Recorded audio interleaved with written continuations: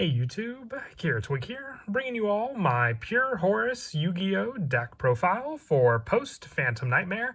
As with the last Horus deck, I wanted to try my hand at a pure variant to the deck. I would say the strongest, power in the Horus deck is being able to combo it with a bunch of different decks, but I wanted to try my hand at a pure variant, as I always do with most of my decks on the channel. The Horus deck having a great graveyard setup, just being able to send all of your Horus monsters with the use of King Sarcophagus from the deck to the graveyard, and then be able to special summon them all onto the field, giving you resources for other extra deck summons, or just having these boss monsters on the field to make use of as well. We got a new main deck monster in the form of Horus, the Black Flame Deity, and also a new field spell to run in the deck to help with added search and setup. So let's go ahead and get started with the deck profile.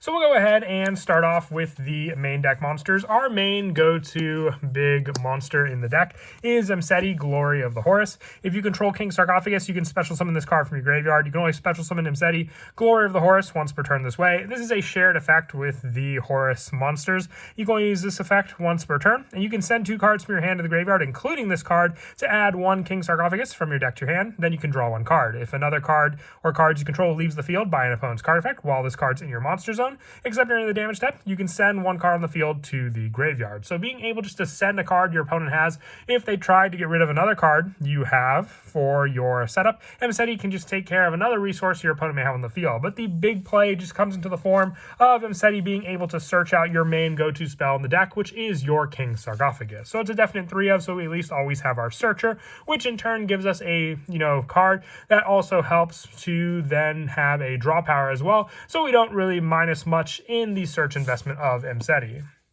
We're also running 2 copies of Happy Guidance of Horus, having the same special summon option as Mseti. And while this card is in your monster zone, except during the damage step, you can target 2 cards that are banished or in the graveyards, add both them to the hand if another card you control leaves the field by an opponent's card effect. And then also, with those cards being added back to the resources, you can only use this effect once per turn. So the same setup and special summon play with Mseti, but with Horus being able to then have more of an option for cards that are banished and are in the graveyard, and either add both to the hand or shuffle them into the deck. So you can take your own cards and add them back to your hand, or you can take your opponent's cards and shuffle them back into their deck, taking away from potential resources that may have had thanks to Happy. And also 2 copies of Kabesanoff, the protection of Horus, as it says in the name. If another card you control leaves the field by an opponent's card effect, and this card also having the special summon power of the other Horus monsters, you can activate this effect this turn. Your opponent's monsters cannot target Horus monsters for attacks. Also, your opponent cannot target monsters on the field with card effects that have Horus in their name, and you can only use this effect of Kabesanoff, protection of the Horus, once per turn. So once again, great protection, because then if you just have your many different Horus monsters on the field, it's all the more difficult for your opponent to get around those cards. With the last of our Horus monsters being 2 copies of Duamatef, Blessing of the Horus.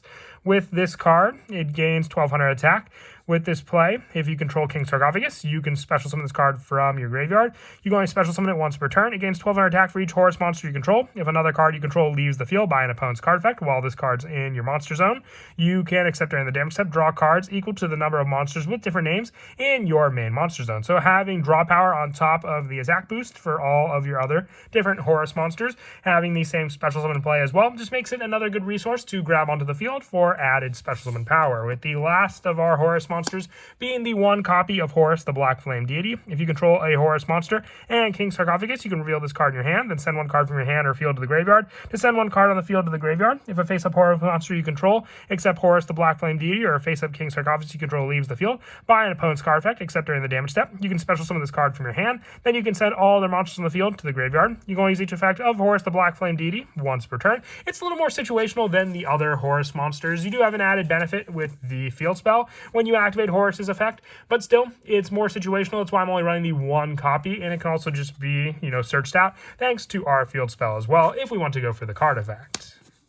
And then for the rest of the main deck monsters, we're just going for a hand trap lineup, which if you don't end up using the hand traps, you can always just send them off for King Sarcophagus to set up the other Horus monsters in your graveyard. So 3 copies of Ash Blossom and Joyous Spring, and also the 2 copies of Ghost Spell and Haunted Mansion, and 2 copies of Effect Veiler. Once again, if you don't have a deck that you can utilize against your opponent with these cards, they could just be the discard fodder for King Sarcophagus for you to set up your Horus monsters in the graveyard.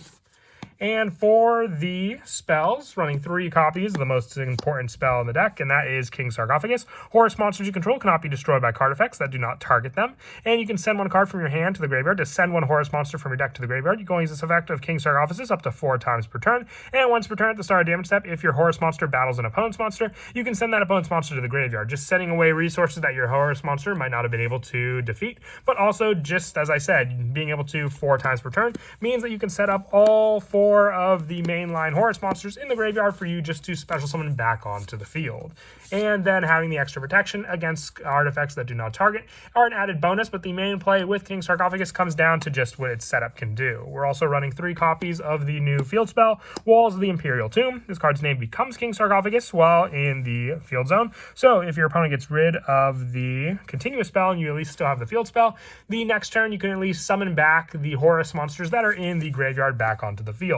And also you can add once per turn during your main phase, add 1 Horus monster from your deck to your hand, then place 1 card from your hand onto the bottom of the deck. So for the lower numbers as well, we can add our Horus the Black Flame Deity as the 1-of to our hand for us to make use of its monster effect.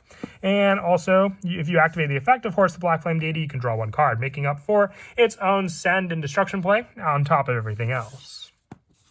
For more of the generic spell lineup, I also like to run 2 copies of Trade-In just as an option if we have the Horus monster in our hand. With them being level 8 monsters, you could just discard it, setting it up in the graveyard, and giving you a draw of 2 thanks to this spell. Also 2 copies of Triple Tactics Talent for more draw power if our opponent tries to stop any of the send plays that King Sarcophagus is meant to do, or even if they stop the Emseti search off of an Ash Blossom, you can at least have draw power in the form of talents to hopefully draw into your King Sarcophagus. And also 2 copies of Small World with our Horus monsters, all sharing just the initial level, but then having differences in the form of Dragon, Beast, and their attribute, a perfect search and setup for your Small World spell. Also 2 copies of Crossout Designator, just because we run a good number of different hand traps, and 1-of spells that we could stop of our opponents as well. And for the 1-of spells, 1 copy of Terraforming and the 1 copy of Call by the Grave to stop their hand traps and also search out our new field spell as well, thanks to Terraforming.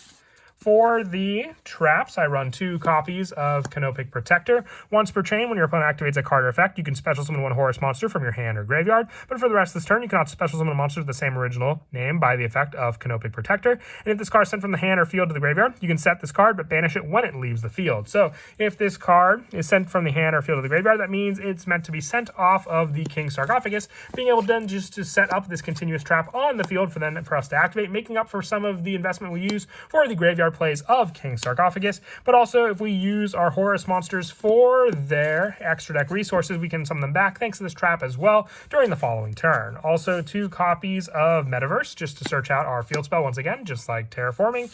And lastly, the 3 copies of Infinite Impermanence, just another hand trap lineup along with the main deck monsters ones that we run. And that is it for the main deck. Moving on now to the X deck. The X deck has a pretty big lineup of boss monsters as well, but the big play also comes down to the fact that the Horus monsters themselves can stand and fare on the field pretty well themselves to begin with. But for our Extract monsters, 2 copies of number 38, Hope Harbinger, just being a spell negation and a pretty good rank 8 Xyz monster to go into. I like to run the 2 if you have the Galaxy Eyes number monster. You can always put it in. I know we're getting it with the new Battles of Legend Chapter 1, so hopefully it'll be a little more available to pull. And that can always be replaced with one of these. Also 1 copy of Zombie Vampire for more graveyard setup. The 1 Heretic Sun Dragon for more destruction plays. The Xenophon the Sky Prison for graveyard shutdown. And then also the 1 Zeus and the 1 Sky Crisis for the rest of our Xyz monsters. And for the Link monsters, 1 copy of SP Little Knight, the 1 Barricade Board Blocker, the 1 IP Masquerena, and the 1 Nightmare Zerberus, and the 1 Azalea for our Link 2 monsters, with our higher links being the 1 copy of Nightmare Unicorn, the 1 Apollosa, and the 1 Access Code Talker.